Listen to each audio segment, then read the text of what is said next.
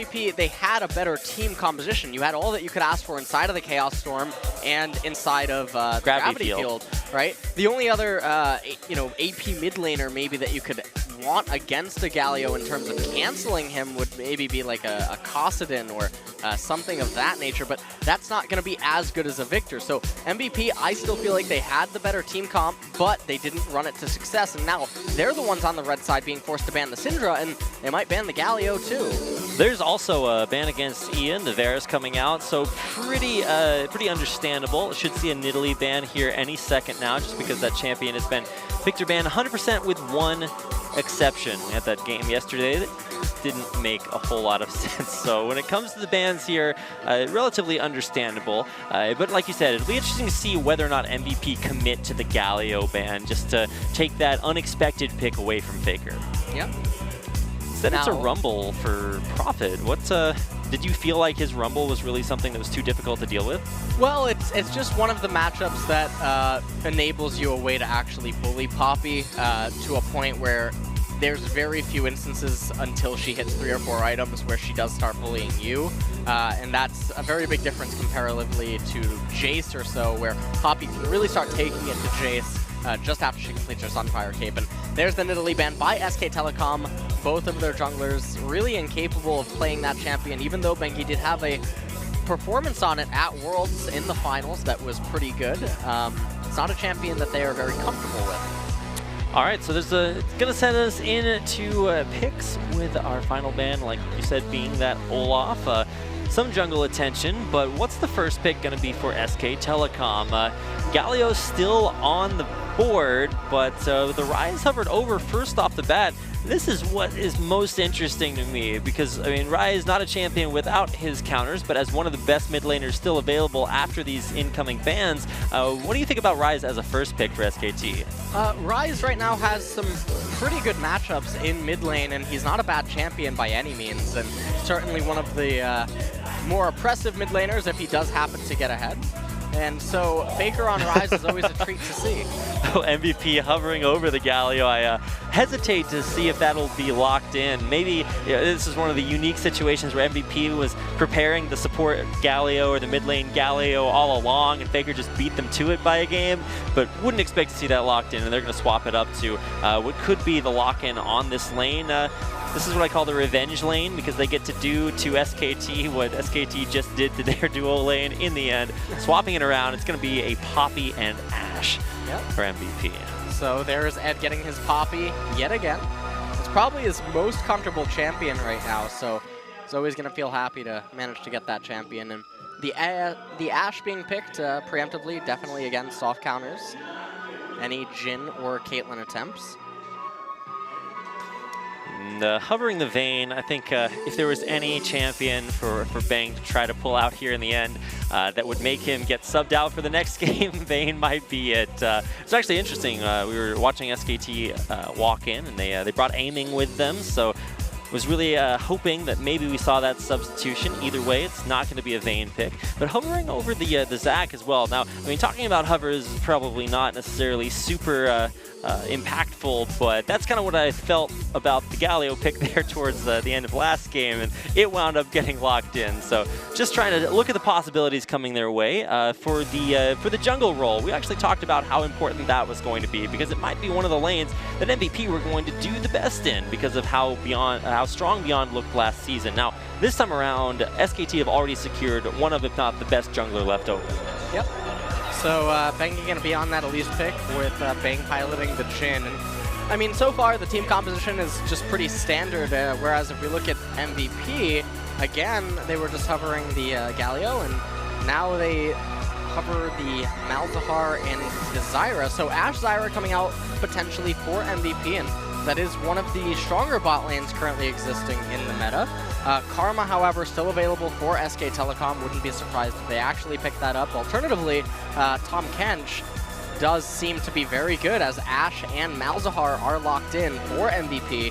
Tahm Kench would be a pretty hard counter to both of those two champions. And you can't forget who you're playing against. This is against SKT. Wolf was the support player that debuted that Misfortune pick against the Zyra at Worlds. So really, you pick the Zyra into an unpicked support, and can't blame Wolf for hovering or at least thinking about grabbing that Misfortune here. Any other support picks? Okay, well, swapping it over to the Tahm Kench. We've seen Misfortune be used as such a heavy counter to Zyra. What would be the thought to forego it for Tahm Kench here? Well, one of the components to the Zyra is also just the Ashe. It's not just Zyra by herself. While Zyra is pretty oppressive by herself, it really does depend also on who her AD carry is, Jhin being one of the other good ones of them. But MF is a component that generally you only see with Ashe. You don't generally tend to see MF and Jhin or MF and Caitlyn, so it's not like you can just simply pick it on the premise that Zyra has been picked by the enemy team. And now Beyond gets his choice of counter picks in the jungle. And it looks like he is hovering Rek'Sai, and that is a champion that he did very well on in LCK Summer. It is definitely, I believe it's the second highest win rate champion there. So we'll finish it off for MVP with a Rek'Sai lock-in. That'll be going up against Elise. This is sort of the El Clasico as far as it comes to jungle champions nowadays, with Nidalee sort of stuck in Kassadin prison for now. So not going to be seeing her. This is the final roster for both sides. So given these two team comps here, who do you think came out ahead, or is this really just both teams playing to their strengths? I mean, at this point, MVP's team composition with the Malzahar is pretty nice, but the Tahm Kench is able to shut down a lot of the things that MVP wants to do. So we just have SK Telecom piloting a very standard team composition. And you know, when it comes to bread and butter, SK Telecom is one of the best teams in the world at doing that. So MVP with a little bit of a pick comp in a way, gonna have their work cut out for them against SK Telecom here. But they do have the Malzahar, and Malzahar opens up a lot of creative possibilities for Baron plays later on, and a lot of control if SK Telecom does manage to mess up somehow. Certainly have to keep an eye on that. Faker on his rise. Not one to use skins, but you know, if you wanted to, you could definitely grab that one for yourself. Heading into this, our second and potentially final game of this round of 8 best-of-3 series. So really excited to see another Malzahar pick. Not a champion we've seen too much before KeSPA Cup, but certainly had its fair share of representation. So on your screen, this is SK Telecom T1. Prophet, new top laner up there for SKT. Bengi, Faker, Bang, and Wolf to round out their roster, going up against MVP. ADD, Beyond, Ian, and then Mahan Max down there in the duo lane. So get out there, hashtag KeSPA Cup, and of course hashtag SKT or hashtag MVP to show which team you are supporting. So we get into game number 2 of this semi-quarterfinal match.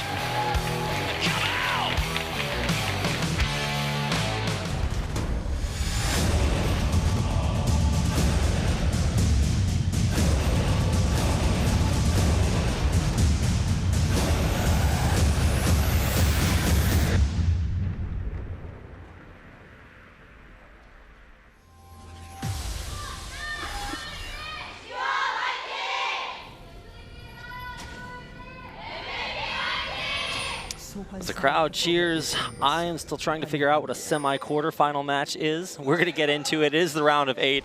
Game number 2 with SK Telecom up 1-0. Starting out with some potential shenanigans down here in the bottom lane as Faker is waiting in the wings. 4 men strong. One of the few games we get without a big fan across the map. Yep, and definitely some room for creative openings level 1 here. Lots of slows and even a snare if Max does... Nope, he does not elect for that opening on the Zyra skills. And so Faker going to be spotted out here. Going to also spot out Ian, but they don't know if Ian has actually placed a ward down anywhere, so they will have to keep that in mind. And other than that, looks like we're going to have a standard start up in top.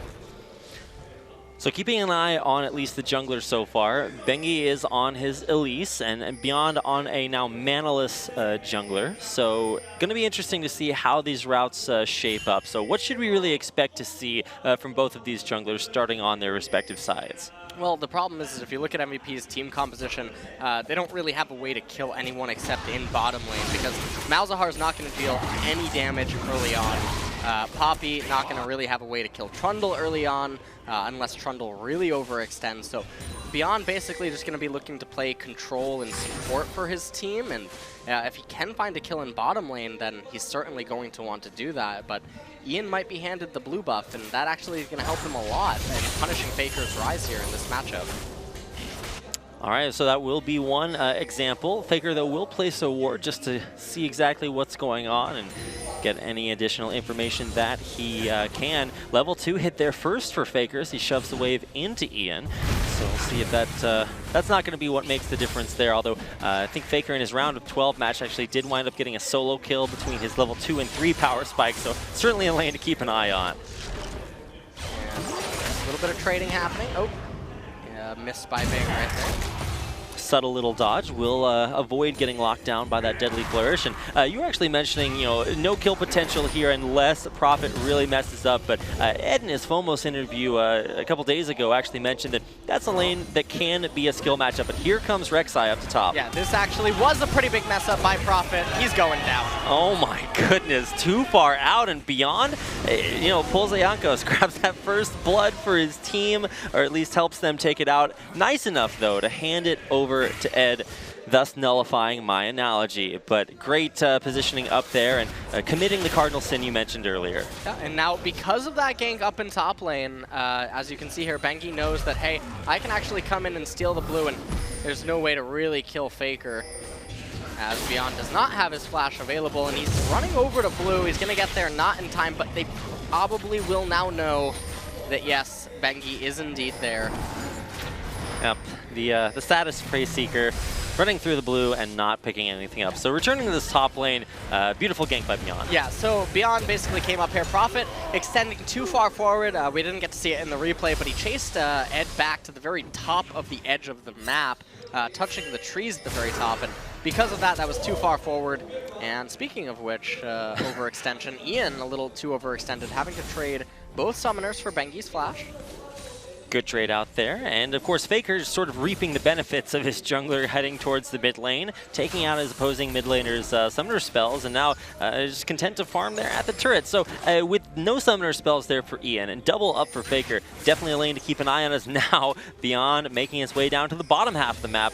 No level 6s down here quite yet, but still looking for any gank opportunities.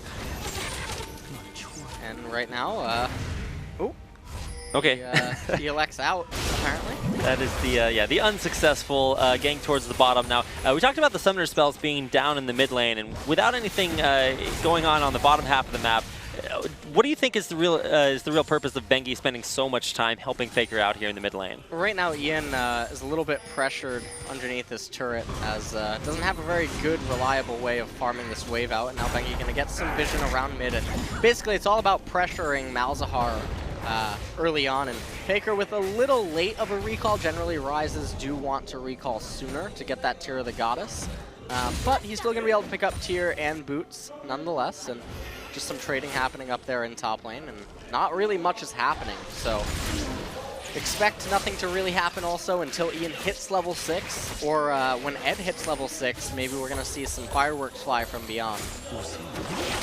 We've already seen a lot of that. Now Maha forced to flash away from the deadly flourish. Okay, nice pincering in onto Maha, forcing that summoner out. And for right now, we have a little bit of harass maybe attempted by Wolf. Definitely would have been actually very good to deny the recalls. He actually did get the deny on Maha, so not going to be able to head back. Now Faker heading down to the bottom half of the map. He is level 6, so he will be able to reposition with his ultimate. Now, will be spotted out by a ward, and Beyond secluded in that tri-brush, sees what's happening, will back off as well. Maha still kind of imprisoned down here, not allowed to leave this bottom turret. He may be forced to pay here, as here comes Faker, positioning as far forward as possible. Will get the lockdown there on Maha, but with MVP piling in after him, I think it's actually a pretty good spot for them to be in. Teleport completed there by Ed, Ian though with a roam down bottom, and SKT forced to blow all their flashes to disengage. Now still looking for something as Wolf gets pinned against the wall. He will not flash to survive and winds up going down. Can't flash there anyway. If he ends up flashing, he's going to die basically right where Ian is right now, except on the other side of the wall. There's no way out for him at that point. He doesn't have level 6. It's not like he can flash the wall and then try to take a voyage away. So conserving his flash is definitely going to be a lot better because it'll help with ganks and surviving ganks later on. And taking a look at this replay, you can see that they weren't expecting Beyond to be here probably, but his Star Sense tingling as he felt like Faker might have been coming back. And so because of that, they're rewarded with getting a kill onto Wolf and getting a lot of summoner spells out of SK Telecom. And this is a very big turnaround that MVP wanted to have. And very good counter game. And good explanation about the saving the flash. You got to kind of play the percentages, say, well, not worth it. I'm going to die here anyway. Wolf making the hard decision and taking one for the team kind of there in the end. And earlier, I guess Beyond had kind of seen Faker down there thinking about heading back. And right place, right time, great positioning by the MVP jungler, who has been instrumental in their advantages so far. Now, up the top lane, here comes Bengi to try to get Prophet back into a good spot. Now, he is going to be able to subjugate Ed, and here comes Bengi around the corner. A little bit too early there on the cocoon. Will not be able to go in for the dive. Yep. Ed able to survive that gank at not much of a loss, and with Beyond coming up here and showing himself, that gives SK Telecom in the bottom lane the go-ahead, actually. Curtain call bottom lane channeled out here. We'll see if they can find anything. Maha down to below half after taking that big crit at the end. Voidling's hitting Faker, but he's actually going to get some gold out of them, which is very fortunate for him. And now, I mean, with both junglers having been exposed, this is actually really problematic for the bottom lane of MVP, because Bang and Wolf are in the driver's seat, and they're hurting Maha and Max really badly, as you can see. Almost, well, there's a 21 CS gold lead, or 21 CS lead for SK Telecom. Starting to get a little bit rough there, but as we do see the lanes continue, you know, we haven't broken lane phase. It's 9 minutes in. Both junglers still out there impacting the map. Here comes Bengi once again. This time, bottom lane around the corner. Don't believe he's been spotted out just yet, so he'll get into a great angle there. Flash Cocoon in there on Maha. Wolf tasting that kill away for himself. And that's the first kill on the board for SK Telecom. Yep. And that's going to be very unfortunate for them, as that results in the Inferno Drake being captured by SK Telecom. And this is really big for them because of the Jhin and the Ryze. And so them dying to this is very bizarre, because you can see that they probably could have an inclination that this is coming, because Bengi can't be anywhere else on the map. You know that he's not going to be top lane, you know he's not going to be mid lane, and so the fact that Maha and Max aren't playing defensively, assuming that he might be bot, was very strange. Engaged there by Faker. Max forced the flash underneath the turret. Stranglethorns will not knock anyone up, and that's actually going to be Max's survival. Faker going back under turret to try to find the kill, but he just can't, and a big engage there by SK Telecom doesn't wind up paying off. Yep. Right now, Wolf actually managed to steal away that Scuttle Crab, using the Devour to take it away. Whoa, top lane, Ed Boy in a little bit of trouble, survives just barely. Very similar to the situation on the bottom half of the map, with MVP just able to get out alive. So SK Telecom piling on the pressure, not finding anything off of it, or any kills off of it, but able to put themselves in good spots in the lane. Yep. And as we move forward right now, Ed gonna go back up to top lane and conserving his teleport, because there could be some sparks to fly in bottom lane in a few moments here. Malzahar has his ultimate. Faker in mid lane just has his flash up. And so right now we're going to take a little bit of a breather probably. And you know, sometimes when I say that, some chaos ends up breaking loose. And bottom lane is a little bit vulnerable right now, given that Max doesn't have his flash and doesn't have his exhaust. So we might see Tom Kench actually ulti Bengi into the back line of MVP here in this bottom lane. Not scouted out. They are on a pink ward. No one in lane though, so not really anything to force them to pull the trigger, or to trigger them to pull the trigger, as it were. Either way, the breather you were mentioning earlier, we can all adjust our chi a little bit and keep an eye on the map. At this point, I mean, we're 10 minutes in, 11:20 now, and who's really at you know, the advantage? I mean, the advantage. There's that Inferno Drake that SKT has taken. Has that really kicked in to really give them a big lead? Well, the Inferno Drake, depending on how Bengi elects to build, is going to play a very big part for them, because Jhin and Ryze are known to get enormous amounts of AP and obviously AD.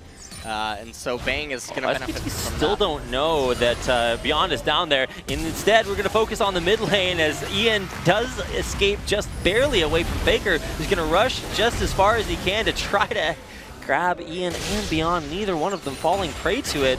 And, really surprising that SK Telecom are being stymied at so many different gank opportunities. Beyond just walking around to clear vision right now, and not much can really happen, but oh, okay, Prophet gonna cast his ultimate, go back up to full. Or near full anyway, after he eats this wave. Trundle's passive coming into play right here, and Ed being under as much pressure as he is not very good. You saw Ping actually go down on the top tier 1 outer turret, and First Blood Tower is still up for both teams, and SK Telecom, I mean, in both games, in game number 1 and game number 2, one of the big problems that MVP was facing is that they were all losing in CS scores. Oh, Ed going right back, face checking there into Prophet. Gonna get bounced back towards him. Buckler for the trade, and Prophet keeping this top lane aggressive. Ed really forced to kind of back up what he mentioned in that interview about this matchup being pretty skill-based, even though now that Quicksilver Sash does not help Poppy out as it used to versus Trundle to remove the ult, Prophet still having a little bit of a rough spot after giving up that initial kill. Yep. And right now they're both going to recall, and so touching on the CS deficits again in every single lane right now, that's just a testament to SK Telecom are mechanically outplaying their opponents basically at every point, and that also applies pressure because last game SK Telecom went up 3 towers to 1 over MVP, and it's looking like that same problem is going to happen again in this game for MVP. And all right, Telecom, we're going to see the 2v2 top lane. There's Bengi coming in, but he finds himself in now a 1v2. Prophet can't really get there to help him out. There's the repel to try to escape there. Bang in the bottom lane, and there's actually going on there as well. We're going to watch the untimely demise of Bengi as MVP finds a kill back their way, but Max, hopefully, we'll get a replay of exactly how that happened. Being able to equalize. Yeah, a 2v2 solo kill is not something that you want to happen. And we're seeing it on the bottom right-hand screen right now as the tower is being raised on the main, and you can see the curtain call coming out. Wolf! Oh my god. Absolutely beautiful tongue lash right there, and I think that MVP was not expecting that damage to come out from Bang, as Maha had heal up. Yeah, a little bit uncharacteristic there, and especially not able to just like walk side to side, maybe try to do a little bit of better job dodging those. Bottom half of the map, Faker able to steal away a blue buff along with Wolf for the assistance, and now looking for Scuttle Crab there as well. So yeah, uncharacteristic death there. No summoned heal used to maybe save Max from dying there. What do you think really about the trade overall? A kill apiece for both teams. Who got the better of those? Well, any sort of kills that are going to happen. Oh, okay. Ian, that's not where you want to head into. Immediately killed off from face checking the wrong bush. Yeah, and they got Max's flash out of him, so that's not going to be good for MVP. So, I mean, everything going right for SK Telecom right now, and everything's basically going wrong for MVP. Yes, they did get a kill up on Poppy, but that's not going to matter when Jin and Rise start getting kills on them, because the Inferno Drake is just going to continue to scale, and we have another Dragon coming up in 15 seconds here, and SK Telecom are going to be in the driver's seat to manage to get this. Turret will go down. You mentioned first turret still being there. Looks like SKT heard you, and they will take it out. That's not going to be great news for MVP, who still find themselves at a gold deficit afterwards. We're going to watch once again as Ian races into the wrong bush. Yeah, Ian was going into the wrong bush, did not know that Faker and Bengi were waiting, and Max having to be forced to flash away right there, and this is all pretty bad. Now, Ian didn't lose any summoner spells, but Max losing his flash is definitely going to make him very susceptible later on, especially to any sort of a curtain call from Bang and Wolf. And the 2v2 kill is a very real threat right now. Beyond is it blue buff right now, but his route is going to need to go to the left-hand side of the map if he wants to provide any assistance to Ed up in the top lane, because Ed doesn't have teleport. And with the Inferno Drake being up, Ed needs to come down to bottom.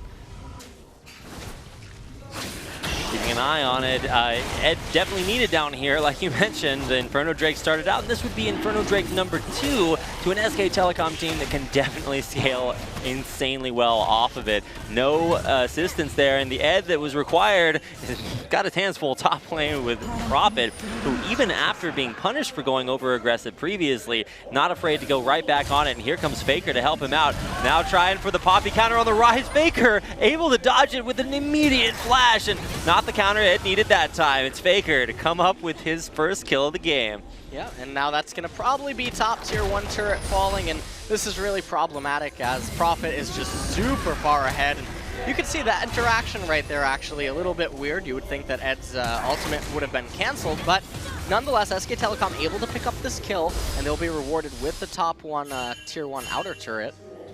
And now in bottom lane, remember Max doesn't have flash, so this can get very dangerous. We'll see Maha taking an absolutely brutal amount of damage back his way. Wolf forced to flash away as he loses all of his health. No plans to find the kill there onto Wolf, and here comes the curtain call. Trying to trade this damage out. The last hit there will be shot, but it won't kill off anyone from MVP. Oh my god, the deadly flourish. Almost deadly enough to pick off Max, and even that last little bit of damage from the Deathfire touch, not enough in the end. So they will be forced to back off right there, and I wouldn't be surprised actually if Faker picks up that Scuttle Crab, goes back and shoves in mid lane while SKT kill the bottom turret. And I mean, this is a 3-0 turret lead, double Inferno Drake for a Jhin and Ryze team composition, and Bengi still has the choice to actually just go Glass Cannon Elise. And I mean, honestly, at this point, it might not be that bad of an idea. You can see Prophet going for the Titanic Hydra, probably into full tank to just further enable his carries. No need to really go Ravenous Hydra with this lead that SK Telecom has right now, because Ryze and Jhin are going to do all the damage anyway. Yeah, absolutely incredible damage now with 2 Inferno Drakes. So much to look forward to here for the SK Telecom lineup, who find themselves 1 game away from heading to Busan. There's 100 million won on the line, LS. It's about $90,000, and SKT, fresh off of winning a couple million USD, find themselves poised to make 1 step further, winning yet more. Now Faker gonna get the 19-minute luxury buff here at the Rift Herald that will persist for quite a while, as it has taken pretty much to the last moment. Yeah, so this buff is basically going to last for the entire game, and a 19-minute Rift Herald buff on Trundle is very, very problematic, and it's already been a problematic matchup for Ed so far, at least, up here in the top lane. And I mean, at this point, MVP are just posturing and they don't really know what to do. Malzahar only has his first core item completed for Maha, and it's actually a Yumu's Ghostblade. Not something I would have expected to see. Right, now we've actually seen that earlier on in this tournament. Day 1 we saw the Yomu's Ashe, and what was so interesting about that is because not only is it, you know, less traditional for Ashes to buy, but also when it comes to the math, I'm not exactly sure that works out either. I think the higher damage route to go ideally would be the crit build, but with some of the reworks to the way the crit and slows work on Ashe, maybe that's the reasoning behind it. Either way, MVP up towards the top half of the map, and we'll have to see whether or not this rotation is strong enough for MVP. What's their way back into the game now that things have started to really maybe get out of control for SK Telecom? Their only way back in at this point is going to be sort of like the mistakes that they themselves were making last game, except SKT has to make them. Well, here comes the curtain call, just trying to find something. Nothing really vulnerable in the range of it, and so Bang will cancel to get some cooldown. Now here comes a big Ashe area, will catch out Wolf. He will not get silenced there as Ian misses it. Now MVP gonna stand on top of that Stranglethorn. It's not necessarily a great spot, but they'll find a kill onto Wolf. Now chasing off onto Prophet, who exits towards the top half of the map, and 4v5 the situation now. Ed low, but does have teleport available for when he comes back from base. Yeah, and so that's going to be MVP's way back into the game. They need to find picks on isolated targets or find a way to isolate the target in itself by threatening more damage maybe due to a positional error from SK Telecom. And they need to do this over and over and over, and they really need to scale up to that point where Poppy and Malzahar both have 3 or 4 items. Sieging here on the mid lane turret. There's a flash and the knock up onto Bang. He's going to drop down as it's Bang for Maha to take him out. Bengi now taking a decent amount of damage, but Ian has to stay safe there as well. Maha almost dying there at the end, but it's Bengi to come in and get the execute. The execution line on the back line from SKT comes through for 2 more kills, and now MVP, the ones finding themselves being routed. Nice dash over the wall there from Ed to get himself safely away. In the end, it's a 2-for-1 in favor of SK Telecom after what started out looking so good for MVP. Yeah, it was looking really good for MVP indeed, but SKT are too far ahead right now, and even without one of their members, Bang, they're still able to dish out so much damage, and right now Prophet is so tanky as well, and I mean, that whole fight came at a very big cost of a lot of summoner spells for MVP, and that's definitely going to diminish their ability to get picks later on. So in this replay, you can see that Beyond, he was able to get the kill onto Bang, and I mean, at this point, Faker not able to find the kill onto Maha, partly due to that exhaust that came out. You saw Ian micromanaging his champion to sort of stutter step in front of Maha to try to absorb any spells being thrown by Faker his way, but it was all in vain as Bengi and Prophet able to find the kills on them both in the end. Wolf with a little bit of indecisiveness, actually. You saw him pulling Faker back slightly, but then returning him to the front of the fight. And here we go right into another one. It's curtain call. This time we'll slow the exit from MVP. Bengi getting forward the Proto Belt. Damage onto Beyond, down to half health. Now, SK Telecom exiting the Dragon, but not before taking it down for their 3rd Dragon of the game, this time an Ocean Drake. Yep. And so we see that Bengi is actually electing into the Glass Cannon Elise. So they will be using Trundle for all of their tanky needs. And Elise and Ryze and Jhin are all super scary damage threats. Where's Ed headed? He's got Faker on the back of him and Wolf right in front. Ed picks up a buckler and stays in there. Maha gets sniped in the meantime. MVP losing 1, now looking poised to lose the 2nd. He'll pass through the gate into the base and stay just barely alive. But Maha getting picked there will make this defense very difficult for MVP. Yep, and that was another careless death by Maha. He had heal up. You know that the summoner or the spell was gonna hit from Bang, and yet he didn't cast it. Beyond. A little scary situation right there. And right now, SK Telecom are looking poised to capture Baron. Every single lane for MVP is pretty disadvantageous, and it's not even like SK Telecom don't actually have turret penetrating abilities via the curtain call. Certainly do, and now with the revive, Maha might be looking for an arrow thrown from base. Maybe find those picks that you mentioned earlier. MVP desperately need to try to find some footholds. They fall further and further behind in gold. We're gonna watch this Maha execution. Too much damage. Oh, and just the tip. Right there. I mean, this is just a super chaotic fight where MVP, they benefit from being grouped up and together. That way the Voidlings have more potency, and there's just chaos happening Returned back to life for another execution there by Bang. He's cashing in for his 3rd kill of the game, this time on the other MVP carry. This is what you said MVP needed to do to get back in the game, but SKT are doing it to get further ahead. Yep. And at this point, I mean, you almost basically have to call the game because double Inferno Drake at 25 minutes with almost 10,000 gold lead, and SK Telecom looking way cleaner in this series than they did against KEG. And it's really, really nice to watch. They're being very active, very proactive with their advantage, and the way that they're moving around the map is significantly better than their previous series. Exactly, and we actually, okay, we're gonna see this again. Ian actually has his passive broken immediately, and then it's curtain call to call him home. He gets taken out there. Now, you mentioned earlier, you referenced their previous series. That time around in their games versus KEG, they had a lot of momentum. They secured themselves a lot of advantages and then just kind of walked around for 10 to 15 minutes. So this time, being very, very active across the map, like you said. So their actions currently, what's the next step here? Okay, well, finding more and more picks. That time, exhaust saving Max's life. Can the repel get Bengi out alive? He will be suppressed and taken out. Now there's the arrow follow-up onto Wolf. He will get knocked out, and that is not going to be his way out. He'll take the hard road back to home.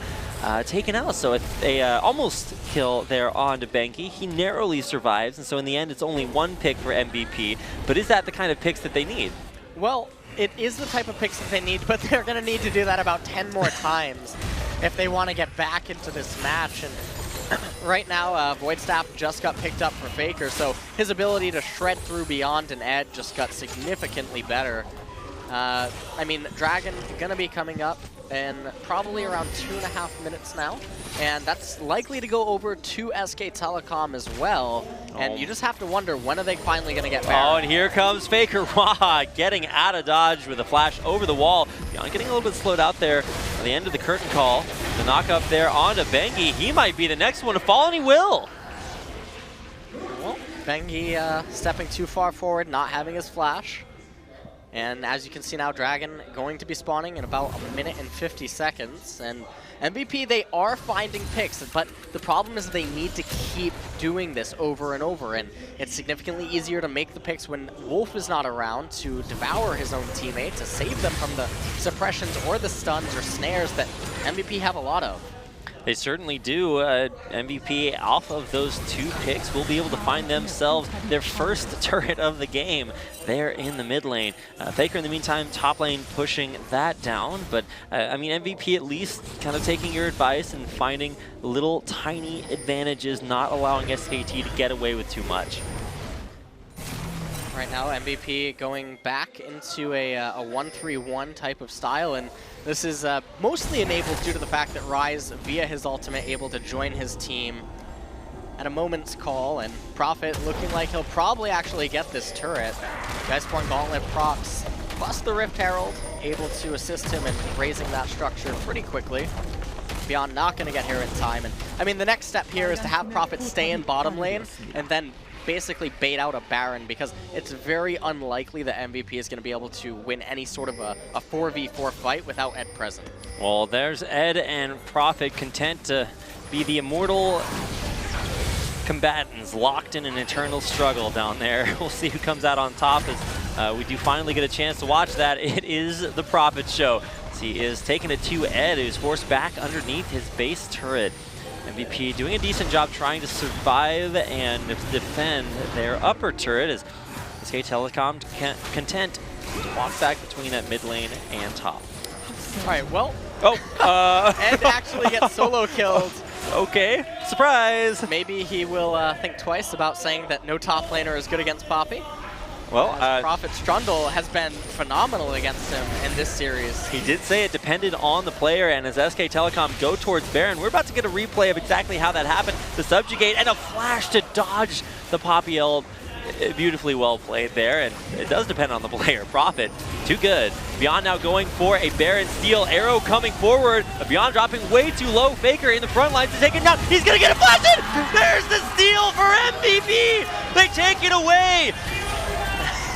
It's the score move to keep them in it, but in the end, Faker's still trying to find more and more picks. They take out Maha. Ed dead from previously, but a Baron buff on the rest of MVP. And the whole way that this actually just happened is Bengi didn't have his smite up while they were doing that. So when Baron was at 1400 HP, it becomes a very real threat for Beyond to be able to get in there and win that contention of Baron at that point. That's a really unfortunate loss for SK Telecom. Now, Dragon is up. They are going to get it. Unfortunately for them, it is a Cloud Drake where the map is already busted completely wide open. So not going to be the biggest pickup. They definitely want to get that down as fast as possible to start the cooldown for Elder Dragon to spawn. That will be the next dragon on the map. But a little bit of a breather now for MVP. So you can see that the snare goes up, and there was 2,000 hit points on the Baron. Had they all just actually focused on killing it, you can see Bang was really hesitating, and the rest of the members of SK Telecom, and MVP really captured that opportunity and managed to get the Baron for themselves. Yeah, they definitely did not let that one go. Only a 2 minutes window of time here for MVP to really establish some sort of advantage, or really just use this Baron to hold on for what will be 2 minutes that they might not have been able to had it not been for Beyond's heroic maneuver. Somewhere out there, Score senses a disturbance in the forest. He's like, I know what that feels like. Beyond definitely helping MVP stay in this, but even in the face of this Baron buff, does SKT still have what they need to push in? Well, SK Telecom can definitely find their way in, but it's going to be a little bit difficult against the Baron enhanced minions. You can see Prophet can't even really actually kill the minions when they are buffed up by that Baron. And right now, I mean, they're just going to probably wait for the Baron buff duration to end. Ed coming up here to try to kill Prophet. They might actually find the kill onto him. Iceborne for some additional slows. There comes the subjugate. Prophet is a monster, and it does not look like MVP have what it takes to take him down. With that committal up towards the top half of the map, it opens up mid lane for SK Telecom, who will crack that inhibitor. As my voice cracks, along with the base turret and the inhibitor. That's going to be the first one going down for SK Telecom. And SKT... I mean, MVP trying to find the flank in here. The knockback it will at least save one of them, trying to follow forward. And I actually thought more was going to happen there, so apologies for interrupting. SKT turn it back around. SKT do turn it back around indeed. And they do have that Water Dragon, so they will get a little bit of hit points and mana back as they move over to continue their siege on the bottom tier 3 turret. And this is basically all that they need to do right now as Prophet is knocking on that door up in top lane. We all know how that lane goes, or at least how it went previously. Prophet does not have a splash up to avoid the pop heal this time, but it's on cooldown, so he doesn't have to worry about it now. Watching out for the flank as MVP try to come in and find anything, any opportunity to catch SK Telecom out. Yeah, and this is actually MVP's opportunity to try to make something happen because SK Telecom is pooling a lot of gold on all of their members. So even though they have 11,000 gold advantage, if all of their members are pooling 2k gold apiece, that's not actually really applicable to the current battle that might be at hand. Now, the gold amount on them all is probably not going to be that high, but it's still noticeable that the advantage in gold is a little bit deceptive, although their stats are bolstered by that double Inferno Drake, and it does make it a little bit difficult for MVP to really take them on in a head-on engagement, but that was their opportunity, and they lost out on it. So we find ourselves at 33 minutes in. The first inhibitor of the game has gone down. How much does that change the landscape here as MVP try to not just survive, but maybe ultimately come out with a win? Well, MVP have almost reached that 3-item spike on Ed and Ian, so Malzahar definitely going to be dealing a lot more damage now as this game moves on. Guardian Angel up, though, on Prophet and Bengi, and that basically foretells that they are finally looking for a team fight, and they want to make a fight happen as the Guardian Angel is extremely obnoxious against MVP's team comp. Red buff being contested here will reset, but no, the crit's too big. And Bang will take that one away. A minus 4,000 gold Baron anti-power play from MVP, who do hang on, but still take more and more deficits. Yep. So now SK Telecom struggling to find a way into their base, and this is actually an issue that we saw against KEG in their series last week, where even with a very large gold advantage, they couldn't find a way to really drive it home. Hesitation definitely makes them more and more vulnerable for more hero plays to catch them out. Instead, they will be the ones to catch Beyond and send him back to base with about a quarter HP.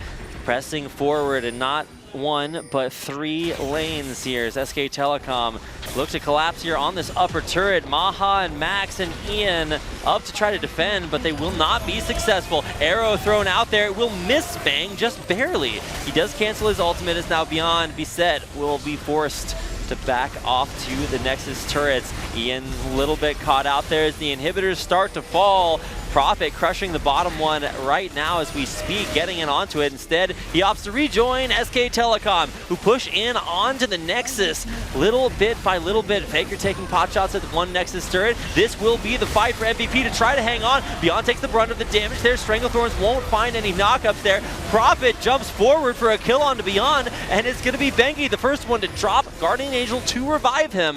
SK Telecom will need to defend their spidery jungler. He'll stay alive for now. Bang, though, will drop, and it's actually going to maybe reset those Malefic Visions onto Bengi. No, he survives there, and Faker with a turnaround kill for a double, taking out Maha and making this defense for Ian at the Nexus a little more difficult. Yeah, and Prophet at full HP. Right now, Faker trying to get the kill onto Ed.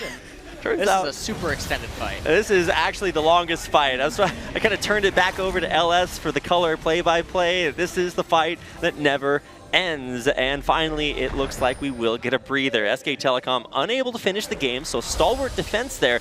We're about to see exactly how that happened. Yeah, so basically the fight started off with Ed botching his ultimate and Fortunately for MVP, they were able to find a kill onto Wolf, but it came at the cost of Beyond's life due to Prophet using that flash to get on top of him. Bengi went down, but their damage output isn't really that high right now, and you can see that Maha not able to find that final kill onto Bengi, and also we didn't get to catch a glimpse of it, but Max mistimed his exhaust onto Faker, and that actually resulted in his own death. And SK Telecom able to get the 3 inhibitors down, thus enabling the 7 versus 5, which is basically because 2 super minions now coming out of every single lane generally requires 2 members of the team to defend against that just at the Nexus turrets. The little Raptor that could, running back away there as MVP try to push out of their base and get into a position for this Baron. Now Elder Dragon going to be empowering SK Telecom. Like I said, they just did take that out. And thanks to having 4 Dragons previous, that's actually going to last for a little bit of a while. Now, Baron started up here. MVP, this is yet another forced opportunity for them to have a chance at getting back into it, but not this time, says Bengi, and he will secure Baron buff this time for SK Telecom. This will probably be the final endgame push. The inhibitor in mid lane has respawned, but that is going to fall in probably about 10 seconds here as SK Telecom march up mid, and via the curtain call, yep, there it is. They do break the passive onto Ian. He's back to the Nexus turrets. Fully channeled out there. A big crit finds the penetration into the back line to hit Ian and force him back to the fountain. Ed channeling his ultimate lets it go to knock all of those super minions back away from these turrets. Keeping the pressure on as SKT slowly and steadily push in onto the turrets. One will fall as Faker takes it out. Pressure onto the second one. MVP have to make it, find an opportunity, and they will head to the back line, but it's Beyond who actually winds up dropping first. Faker actually ulting forward to try to get the position to catch more of MVP out. They're onto the fountain, and that is where they will stay. 4 dead, and maybe even Maha next to fall on the fountain. SK Telecom may look for another one, and they will dive the fountain to try to find the last hit. It's gonna be a full 5-man ace as SK Telecom take a 2-0 victory over MVP. Yeah, and that was a very clean-cut finish. A little slow at one point, but SK Telecom performing way better in this series than they did against KEG. And you can't really fault anything. And Prophet, again, shows off super impressive performances. Very, very good games there from the new guy on SK Telecom's squad. Functioning very well, fitting into a veteran team. Very difficult to do, so congratulations there. Faker doing #things Faker does, both in game number 1 with a wacky Galio pick that is actually just insane. So interesting to go back and check out some of the numbers on that coming to FlexQ near you. And of course, game 2, a 5-1-8 Rise score looks pretty good to me. So it'll be interesting to see who do you think deserves the MVP for that 2-game win for SK Telecom. I feel like it's probably, well, it's pretty hard because Bane found a lot of picks that they were mostly due to the error of the opponent, but still, like, he opened up a lot for them. So I feel like it's either going to come down to Faker or Bang. And in this last team fight, I mean, it's just what you expect. The true damage is still ticking, so that basically just doesn't let Poppy really do too much. And at this point, SK Telecom way too far ahead, and they can just bulldoze over their opposition. And there's really not much to say. They could just roll their face on their keyboard and delete MVP in this final team fight. And delete them they will. Maha defenseless on the fountain, and while SK Telecom will sacrifice their lives to complete the ace, they do punch their ticket. That was the combination of those words to Busan. And I will say that Faker's Rise performance and the Galio in game number 1 were really, really nice to see. He had pretty high CS in both games, and his ultimates on Rise also enabled a lot, and he also managed to dodge Ed's Poppy in game number 2, which started a snowball again up in top lane and burst the game wide open.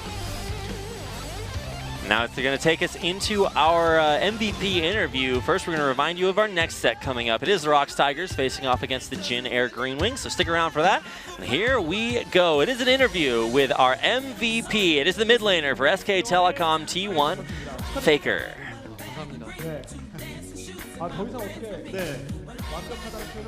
Get a chance to ask him a few of our opening questions. Of course, a lot of eyes on his Galio pick, so really interested in finding out his logic behind that.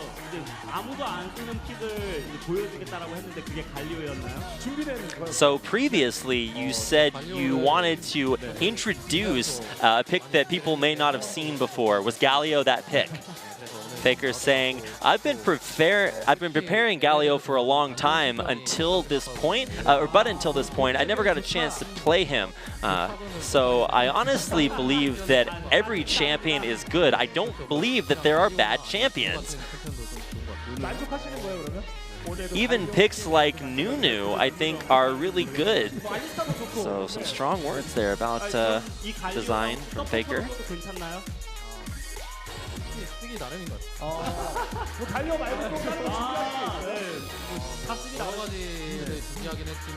Do you have anything prepared other than Galio? My question for Faker is, for SK Telecom, KeSPA Cup is the only tournament they have not won. Does that add extra pressure to you for your performances in this year's KeSPA Cup? KeSPA 컵을 아직 우승을 못했잖아요. 네, 그런 것들이 이런 KeSPA 컵이 SK에게 갖는 의미가 있을까? 어떤 의미가 있을까요?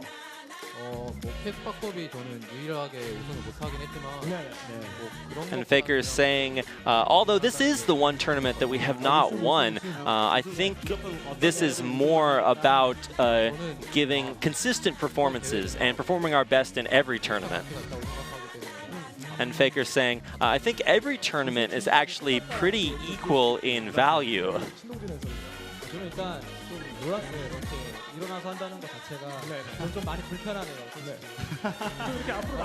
Helios saying, I feel a little bit uncomfortable because of the height difference. So that's why Helios is going to walk forward so that the depth perception is on his side.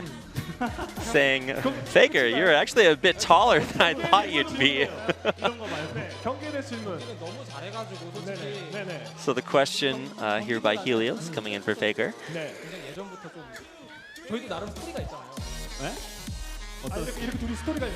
And he was asking, so Faker, we have something between us going on. Faker says, I don't know what you mean.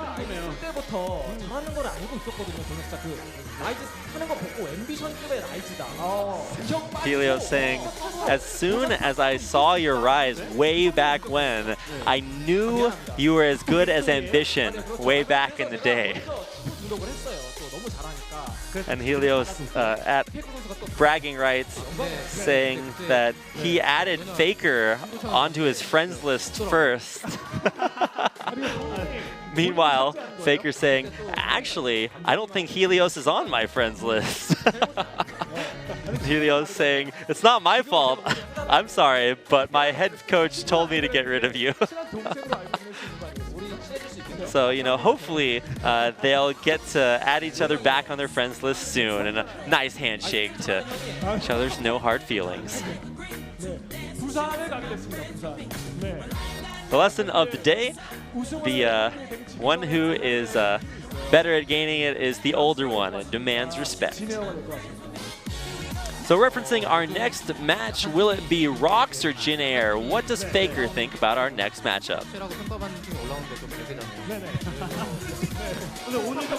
Faker says, you know, the supposed weaker team seems to be coming out on top these days, so maybe hinting that Jin Air might have an advantage.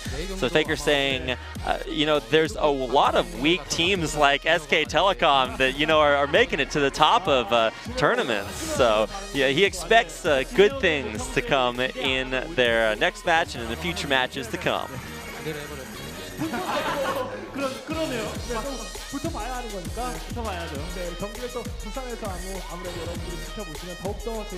So we'll see Faker again at Busan, as SK Telecom will be traveling down there to compete in the semifinals. Final words moving forward in the KeSPA Cup from Faker.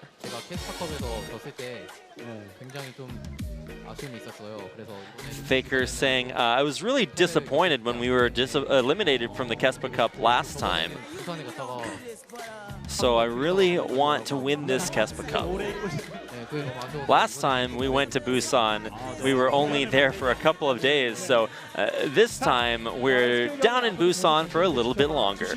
오늘 MVP 받는 거 정말 축하드립니다. 네, 앞으로 활약도 우리가 So that's it for our MVP interview with Faker, the mid laner for SK Telecom T1, closing out their 2-0 victory here against MVP. Of course, that will send us into our second best of 3. It'll be coming up in just a little bit. It's the Rocks Tigers versus the Jin Air Green Wings. We hope to see you there.